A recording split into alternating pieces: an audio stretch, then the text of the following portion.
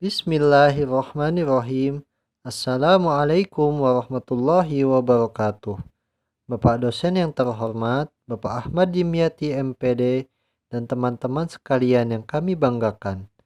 Alhamdulillah, puji syukur kita panjatkan kepada Allah Subhanahu wa Ta'ala yang telah memberikan karunia-Nya sehingga kita bisa beraktivitas seperti biasanya. Teman-teman sekalian, izinkan kami mempresentasikan materi tentang media pembelajaran berbasis teknologi untuk jurusan MIPA tingkat SMA. Sebelumnya, perkenalkan kami dari kelompok 11 yang beranggotakan Amalia Nur Latifah, Sanggita Tiara Putri, dan Nova Maulana. Ada 6 subbahasan yang akan kami uraikan dalam presentasi kali ini. Yang pertama, pengembangan alat peraga 7-in-1. Yang kedua, pengembangan alat peraga alarm gempa bumi. Yang ketiga, pengembangan media pembelajaran biologi berbantu komputer. Yang keempat, pengembangan media pembelajaran laboratorium virtual. Yang kelima, pengembangan media pembelajaran MOFIN, Monopoli Fisika Science. Dan yang keenam, pengembangan media pembelajaran kimia berbasis Android.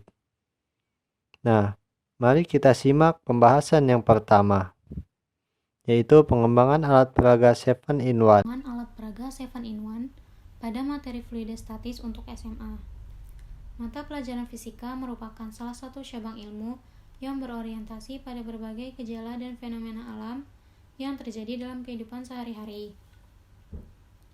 Salah satu materi fisika yaitu materi fluidostatis yang pada umumnya merupakan materi fisika yang tidak hanya memerlukan pemahaman konsep secara verbal di kelas, tetapi juga dibutuhkan keterampilan nonverbal. Hal tersebut mengharuskan peserta didik untuk melakukan pembelajaran yang nyata, agar dapat meningkatkan pemahamannya terhadap materi yang sedang dipelajari. Untuk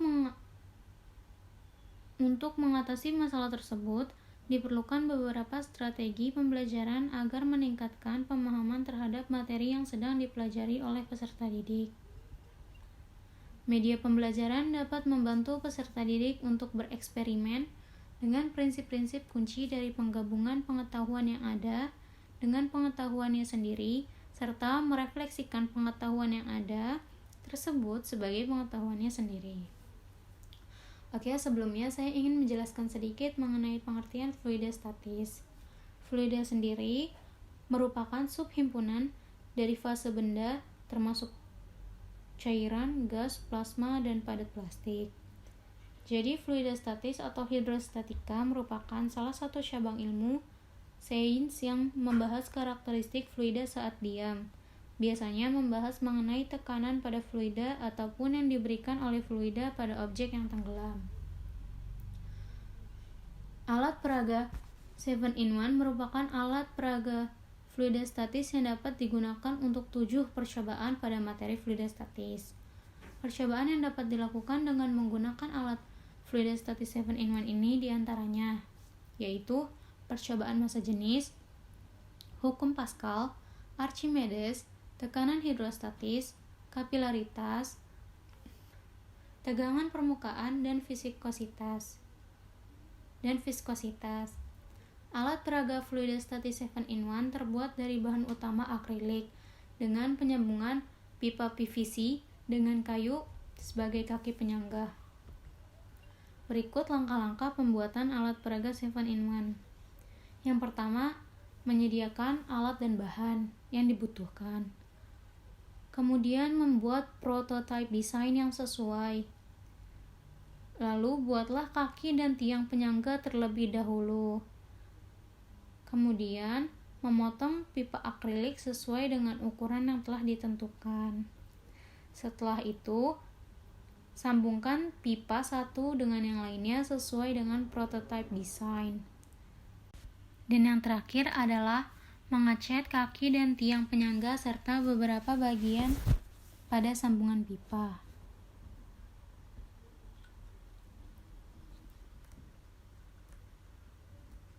Berdasarkan penelitian yang dilakukan oleh Iik Nurul Hikmah, Tujuan dari penelitian ini adalah untuk menghasilkan produk berupa alat peraga 7-in-1 yang dapat digunakan dalam proses pembelajaran pada materi fluida statis.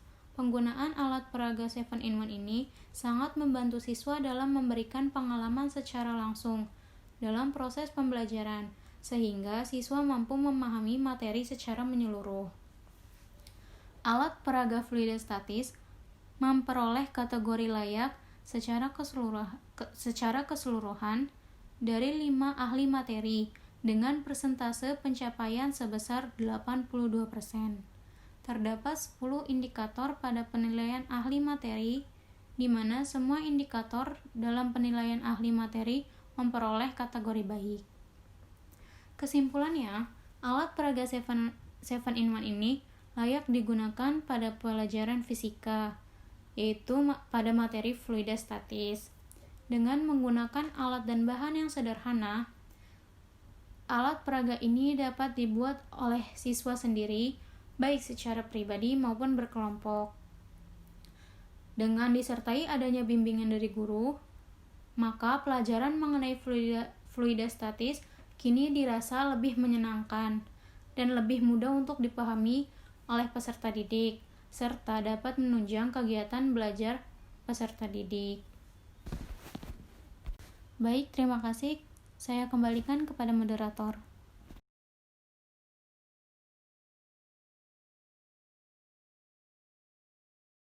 Selanjutnya, saya akan menjelaskan mengenai pengembangan alat peraga alarm gempa bumi. Di dalam jurnal tersebut disebutkan bahwasannya penelitian ini dilakukan di SMA Negeri 1 Panggul dikarenakan laboratoriumnya memiliki keterbatasan alat dalam mengajarkan konsep fisika. Lalu, hal ini juga berkaitan dengan daerahnya yang rawan bencana. Sehingga dengan adanya media pembelajaran alarm gempa bumi ini diharapkan dapat meningkatkan sikap sadar bencana pada siswa SMA di daerah tersebut. Jadi, alat peraga alarm gempa bumi ini ialah hardware atau alarm gempa bumi yang digabungkan dengan software yang berbentuk aplikasi gelombang.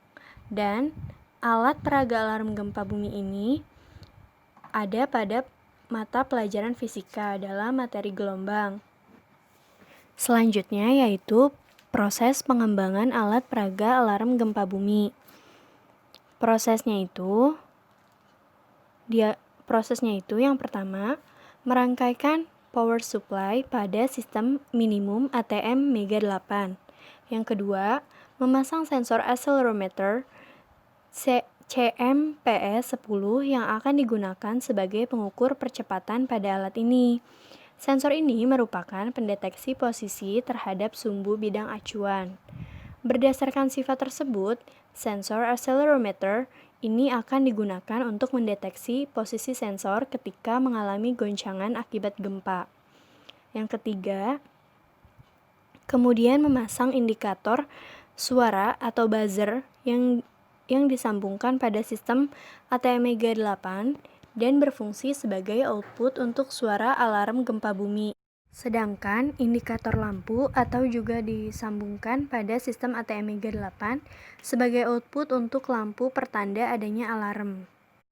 Yang keempat, memasangkan semua komponen pada SCU yang berukuran 16 x 12 cm serta memasangkannya pada balok kayu berukuran 7 x 75 x 2,5 cm yang telah disiapkan. Dan yang kelima, SCU dihubungkan dengan USB to serial sebagai penghubung gambar gelombang yang akan ditampilkan pada layar komputer. Lalu, fungsi alat peraga alarm gempa bumi yang telah dikembangkan sebagai media pembelajaran yaitu sebagai berikut. 1. Untuk mengidentifikasi adanya gempa dengan adanya perubahan warna lampu serta suara pada alarm gempa saat tanda bahaya. Yang kedua, untuk mengetahui hubungan amplitudo, frekuensi, dan energi gelombang berdasarkan gambar gelombang yang teramati pada layar komputer. Lalu, cara menggunakan alat peraga alarm gempa bumi ini yaitu yang pertama, mencolokkan kabel alarm gempa bumi pada sumber listrik. Yang kedua, menghidupkan komputer dan memasangkan USB to serial alarm gempa pada komputer. Yang ketiga, menggeser saklar pada alarm gempa bumi ke posisi on, mengkoneksikan komputer dengan alarm gempa dengan mengklik tombol open. Yang keempat, setelah terbentuk gelombang pada layar komputer, klik tombol close untuk mengamati bentuk gelombang pada layar komputer, sehingga amplitudo dan frekuensi dapat dihitung. Lalu yang kelima, melakukan hal yang sama dengan memberikan getaran sehingga lampu berwarna kuning dan merah. Alarm gempa bumi berwarna kuning jika intensitas getaran gempa bumi yang terjadi tidak begitu banyak atau indikator siaga, dan berwarna merah jika intensitas getarannya lebih banyak atau indikator bahaya. Lalu yang keenam, jika lampu berwarna merah, maka alarm gempa bumi akan berbunyi. Nah, seperti itulah cara penggunaan alarm gempa bumi. Selain mengetahui getaran dari gempa tersebut, siswa juga dapat mengukur nilai frekuensi dengan cara menghitung dengan menggunakan perumusan F sama dengan N per T. Lalu kesimpulannya yaitu, secara keseluruhan dari data penilaian untuk kelayakan alat peraga alarm gempa bumi ini, dalam materi gelombang di SMA telah layak digunakan dalam pembelajaran dengan nilai presentase sebesar 93,05% dengan kategori sangat layak dan berdasarkan pembelajaran yang telah dilakukan dengan menggunakan alat peraga alarm gempa bumi. Fungsi alat peraga alarm gempa bumi dalam menyajikan informasi materi gelombang saat pembelajaran juga memberikan keuntungan bagi guru. Jadi, menurut saya, media pembelajaran ini sangat bisa dijadikan media pembelajaran pada mata pelajaran fisika, pada materi gelombang, terutama untuk di daerah pelosok yang memang terdapat keterbatasan alat untuk mengajar atau keterbatasan di dalam laboratoriumnya, sehingga hal ini dapat memudahkan para peserta didik untuk memahami materi gelombang pada mata pelajaran fisika. Baik, di sini saya akan menjelaskan materi mengenai pengembangan media pembelajaran biologi berbantu komputer. Media pembelajaran merupakan unsur yang sangat penting dalam pembelajaran. Salah satu fungsi utama media pembelajaran adalah sebagai alat bantu mengajar yang turut memotivasi, mempengaruhi iklim, kondisi, dan lingkungan belajar yang ditata dan diciptakan oleh guru. Salah satu program software yang dapat digunakan adalah Macromedia Flash. Macromedia Flash ini merupakan salah satu program software yang mampu menyajikan visual secara jelas kepada siswa dan materi yang bersifat abstrak dapat diilustrasikan secara lebih menarik kepada siswa dengan berbagai animasi, game, gambar, background, dan lain sebagainya. Spesifikasi produk ini merupakan media pembelajaran biologi berbantu komputer dengan menggunakan Macromedia Flash Professional 8 yang diperuntukkan untuk siswa kelas 11. Yang kedua yaitu media pembelajaran berbantu komputer yang dikembangkan menyediakan fitur-fitur yang menarik, di antaranya petunjuk penggunaan berupa tombol-tombol maupun narasi, bahan penarik peserta didik yang berupa gambar, animasi, background, dan teks penjelas. Yang ketiga, pengoperasian media pembelajaran ini membutuhkan komputer atau laptop minimal menggunakan Windows 98 atau Windows terbaru. Yang keempat, produk hasil pengembangan berkapasitas 2080 KB dan dikemas dalam bentuk CD. Pengembangan media pembelajaran ini menggunakan model pengembangan 4D terdiri atas 4 tahap utama yaitu 1. Define, 2. Design, 3. Develop, dan yang keempat Disseminate atau diadaptasi dalam model 4P yaitu pendefinisian, perancangan, pengembangan, dan penyebaran. Tahap pertama yaitu tahap pendefinisian atau define. Tahap ini adalah menetapkan dan mendefinisikan syarat-syarat pembelajaran diawali dengan analisis tujuan dari batasan materi yang dikembangkan perangkatnya. Tahap ini meliputi 5 langkah pokok, yaitu analisis awal-akhir, analisis siswa, analisis tugas, analisis konsep, dan perumusan tujuan pembelajaran. Tahap kedua adalah tahap perencanaan atau desain. Tujuan tahap ini adalah menyiapkan prototipe perangkat pembelajaran. Tahap ini terdiri atas 3 langkah, yaitu 1. Penyusunan tes acuan patokan merupakan langkah awal yang menghubungkan antara tahap define dan tahap desain.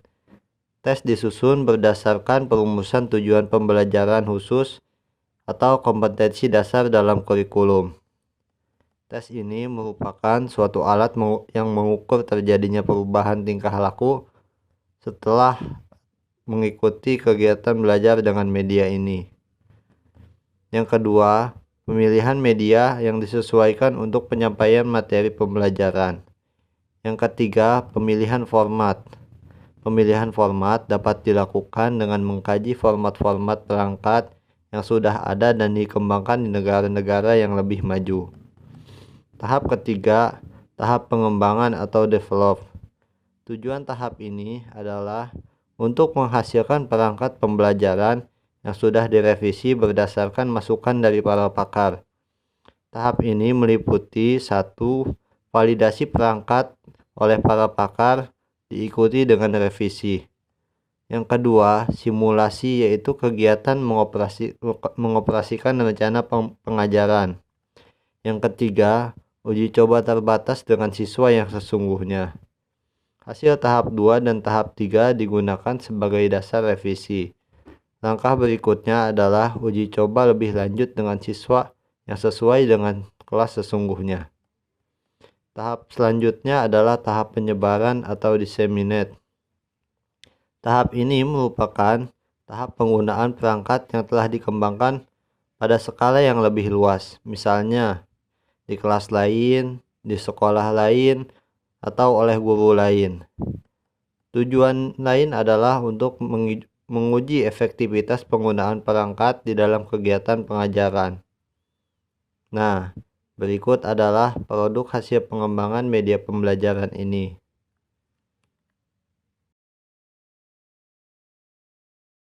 Selanjutnya, saya akan menjelaskan mengenai pengembangan media pembelajaran laboratorium virtual. Masalah terbesar peserta didik dalam pembelajaran adalah kesalahpahaman yang sering muncul ketika mempelajari fisika. Dan para peserta didik kelas 12 SMA sangat sulit memahami konsep fisika, terutama dalam memahami konsep materi yang bersifat abstrak. Hal ini disebabkan karena materi sangat jarang dieksperimenkan dalam laboratorium. Di samping peralatan yang sangat mahal dan resiko yang diakibatkan jika terjadi kesalahan dalam eksperimen itu. Oleh karenanya, salah satu solusi untuk mengatasi masalah tersebut yaitu memanfaatkan media pembelajaran berupa laboratorium virtual.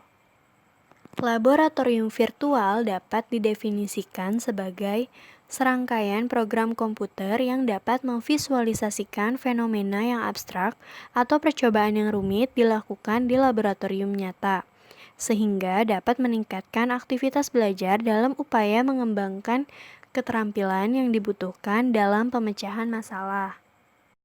Dan di dalam jurnal ini, laboratorium virtual digunakan pada materi fisika, materi aktivitas zat radioaktif, dan daya tembus. Penelitian yang digunakan dalam jurnal ini juga menggunakan model 4D yang meliputi tahap pendefinisian, perencanaan, pengembangan, dan penyebaran. Tetapi dalam hal ini, penelitian hanya dilakukan sampai pada tahap pengembangan. Lalu, berbagai software yang digunakan dalam pembuatan media laboratorium virtual ini yaitu Autoplay Menu Builder untuk menampilkan autoran X sebagai tampilan awal saat CD dimasukkan ke komputer dan menghiperlinkkan software untuk mengadaptasi simulasi fisika yang diunduh dari The King's Center for Visualization in Science. Software yang dominan digunakan adalah Autoplay untuk pengaturan tampilan program lab virtual dan Camtasia V8 untuk pembuatan video tutorial. Pengembangan laboratorium virtual ini dapat menyelesaikan permasalahan belajar yang dialami oleh peserta didik lebih mudah dan tidak membutuhkan biaya dan waktu yang banyak. Program laboratorium virtual yang dibuat berisi materi yang dilengkapi dengan gambar, animasi, dan simulasi interaktif. Kelengkapan tersebut dapat membantu peserta didik untuk memahami konsep fisika dengan baik. Hasil penelitian yang dilakukan oleh Ahmad Suwandi dan kawan-kawan berdasarkan penilaian pengamat dari setiap pertemuan diperoleh bahwa aktivitas peserta didik di atas 80% menunjukkan bahwa pembelajaran berbasis media laboratorium virtual ini memberikan kesempatan kepada peserta didik untuk beraktivitas. Aktivitas peserta didik di atas 85% menunjukkan pembelajaran yang dilakukan mampu mengaktifkan peserta didik. Persentase persepsi peserta didik adalah 93,5%, menunjukkan sangat setuju terhadap pembelajaran fisika berbasis media laboratorium virtual. Dan meskipun hasil penelitian yang dilakukan menunjukkan persepsi dan aktivitas peserta didik dalam kategori sangat setuju dan sangat baik, akan tetapi tidak diklaim bahwa percobaan virtual lebih efektif dibandingkan dengan percobaan di laboratorium nyata. Sebaliknya, percobaan virtual dilakukan dengan alasan keterbatasan alat, pertimbangan waktu, materi pelajaran yang abstrak, maupun pertimbangan bahaya yang dapat ditimbulkan jika dilakukan percobaan nyata di laboratorium, seperti efek radiasi bagi kesehatan. Maka, menurut pendapat saya, setelah mengetahui media ini harus banyak diketahui dan terus dikembangkan oleh para pendidik yang membutuhkan metode ajar yang berbeda. Selain itu, hal ini juga mampu mengatasi materi yang abstrak dan atau jika ada percobaan atau praktek yang dapat menimbulkan bahaya.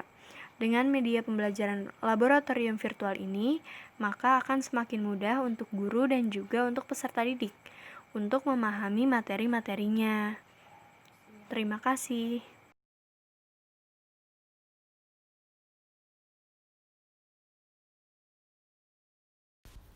Selanjutnya adalah pembahasan mengenai pengembangan media pembelajaran MOFIN atau Monopoli Fisika Sains pada siswa SMA kelas 10. Monopoli adalah salah satu permainan yang paling terkenal di dunia. Tujuan permainan ini adalah untuk menguasai semua petak di atas papan melalui pembelian, penyewaan, dan pertukaran properti dalam sistem ekonomi yang disederhanakan. Setiap pemain melemparkan 2 dadu secara bergiliran untuk memindahkan bidaknya. Apabila ia mendarat di petak yang belum dimiliki oleh pemain lain, ia dapat membeli peta itu sesuai dengan harga yang tertera. Namun, bila petak itu sudah dibeli oleh pemain lain, maka ia harus membayar uang sewa yang jumlahnya sudah ditetapkan. Media monopoli ini dibuat untuk memudahkan siswa dalam memahami materi tentang kewajiban dan hak sekaligus mengembangkan tingkat berpikir siswa. Hal ini dikarenakan permainan monopoli merupakan permainan yang sudah dikenal anak, sehingga anak sudah mengerti aturan dan tata cara permainannya. Selain itu, dengan penggunaan media ini akan membuat proses kegiatan belajar mengajar menjadi lebih menarik perhatian siswa, sehingga dapat menumbuhkan motivasi belajar siswa untuk belajar tentang kewajiban dan haknya. Penelitian yang dilakukan oleh Paranti dan kawan-kawan dalam jurnal Kumparan Fisika ini bertujuan untuk menghasilkan produk dan mengetahui tingkat kelayakan media pembelajaran melalui pengembangan media pembelajaran permainan MOFIN atau Monopoli Fisika Sains kelas 10 IPA pada materi dinamika partikel. Model pengembangan yang digunakan dalam pembuatan media pembelajaran adalah menggunakan pengembangan 4D, yaitu define, design, develop, dan dissemination, yang disesuaikan karena tidak melalui tahap dissemination. Hasil dari penelitian pengembangan ini menunjukkan bahwa media pembelajaran permainan Moffin memiliki kriteria baik pada aspek desain media pembelajaran dan memiliki kriteria baik pada aspek materi yang disajikan. Secara keseluruhan, dan penilaian pada uji coba menunjukkan bahwa media pembelajaran permainan Moffin berkriteria sangat baik dan layak digunakan dalam proses pembelajaran. Berikut langkah-langkah pembuatan Moffin. Yang pertama, pilih materi pembelajaran yang akan dipelajari. Kedua, sediakan alat dan bahan yang dibutuhkan. Ketiga, membuat desain gambar yang sesuai dengan rencana dan karakteristik siswa kelas 10 SMA. Keempat, buatlah 16 kotak dengan sisi sama panjang masing-masing 8 cm. Kelima, memotong karton padi sesuai ukuran yang diinginkan. Keenam, memotong kertas warna menjadi bentuk persegi dengan panjang sisi 8 cm. Ketujuh, menempelkan setiap kertas warna di atas karton padi yang sudah digunting. Karena di dalam monopoli terdapat kartu kesempatan dan dana umum, maka aturan penggunaan kertas warnanya tidak sembarangan. Terdapat ketentuan dalam pembuatan seperti kartu kesempatan berwarna merah, dan kartu dana umum berwarna hijau, dan kotak yang lainnya berisi soal-soal terkait bangunan datar serta elemen-elemen lain. Misalnya saja, start, free parking, go to jail, yang diletakkan di setiap sudut bagian monopoli fisika sains. Kedelapan, memotong gabus sama bentuknya dengan Moffin pada karton padi. 9. Menempelkan Moffin yang telah jadi tadi di atas gabus dengan menggunakan lem kertas. Selanjutnya, memasang list pada setiap kotak. List yang dimaksud adalah pertanyaan serta hadiah yang didapat jika mampu menjawab soal yang tertera pada Moffin. Terakhir yaitu finishing. Mengecek kembali apakah Moffin sudah dapat digunakan atau tidak, serta penyempurnaan Moffin. Sedangkan untuk tata cara bermain monopoli fisika sains, yang pertama adalah siswa melempar dadu dan menjalankan pionnya atau bidik. Kedua, jika siswa mendapatkan kartu yang berisi materi, siswa harus menyampaikan materi tersebut di depan kelas. Ketiga, jika kartu berisi soal, siswa harus berdiskusi dengan kelompoknya untuk menemukan jawaban yang kemudian dipresentasikan di depan kelas. Dan yang terakhir, bila siswa mampu menjawab soal, maka mendapatkan 1 bintang yang ditempel pada papan bintang kelompok yang sudah disediakan. Kesimpulan dari penelitian ini adalah untuk menghasilkan media yang layak digunakan dalam proses pembelajaran serta mampu untuk meningkatkan hasil belajar siswa pada mata pelajaran fisika. Perencanaan pengembangan media berupa desain dan rancangan media permainan monopoli sangat menentukan bagaimana pengembangan yang dilakukan akan menghasilkan media yang baik dan efektif digunakan dalam pembelajaran untuk memberikan dampak positif terhadap hasil belajar siswa. Selain itu juga mempermudah guru dalam mentransfer materi kepada peserta didik sehingga tujuan pembelajaran dapat tercapai. Menurut saya, media ini sangat cocok dijadikan sebagai media pembelajaran pada mata pembelajaran MIPA. Bahkan, media permainan monopoli ini cocok digunakan untuk seluruh mata pelajaran karena media ini merupakan sebuah permainan yang sering dilakukan oleh peserta didik. Jadi, peserta didik sudah tidak asing lagi dengan permainan monopoli. Belajar sambil bermain dapat menarik minat lebih siswa dalam pembelajaran. Proses pembuatannya yang cukup sederhana menjadikan permainan monopoli ini sangat diminati oleh para siswa karena dirasa efektif dan efisien dalam menunjang kegiatan pembelajaran serta memberikan dampak positif bagi hasil belajar peserta didik. Sekian, terima kasih.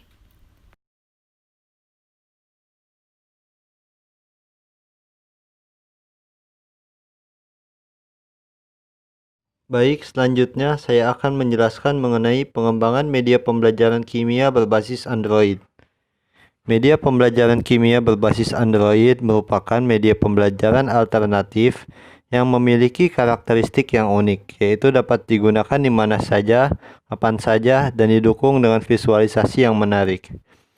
Media pembelajaran berbasis Android ini tidak jauh berbeda dengan media pembelajaran berbentuk komputer yang sebelumnya dijelaskan. Hanya saja menggunakan aplikasi yang berbeda, yaitu Adobe Flash CS6. Dalam pengembangan media pembelajaran ini, terdapat menu-menu yang menyajikan berbagai konten menarik, di antaranya yaitu menu petunjuk berisikan penjelasan atau deskripsi tombol navigasi yang digunakan untuk menjelaskan media berbasis Android ini. Yang kedua, menu kompetensi berisi standar kompetensi dan kompetensi dasar yang akan dicapai. Yang ketiga, menu materi berisikan materi dan simulasi tentang larutan penyangga dan hidrolisis yang dibuat seperti buku digital. Yang keempat, menu game berisi evaluasi pembelajaran berupa game variatif yang terdiri atas 5 level dan soal olimpiade. Yang kelima, menu peringkat berisi peringkat berdasarkan game yang telah dicapai. Serta yang keenam, menu profil berisi data pengembang dan media pembelajaran berbasis Android. Nah, dari menu-menu tersebut, siswa bisa lebih tertarik untuk belajar dan termotivasi lagi untuk meningkatkan prestasinya. Siswa tidak mengalami jenuh seperti halnya dengan metode ceramah yang sering digunakan dalam pembelajaran klasikal. Berikut adalah contoh tampilan dari aplikasi yang dikembangkan. Berisikan tampilan menu, tampilan game, dan tampilan materi. Baik, seluruh materi telah dipaparkan. Kini waktunya kami untuk pamit undur diri. Mohon maaf atas segala kekurangan. Wassalamualaikum warahmatullahi wabarakatuh.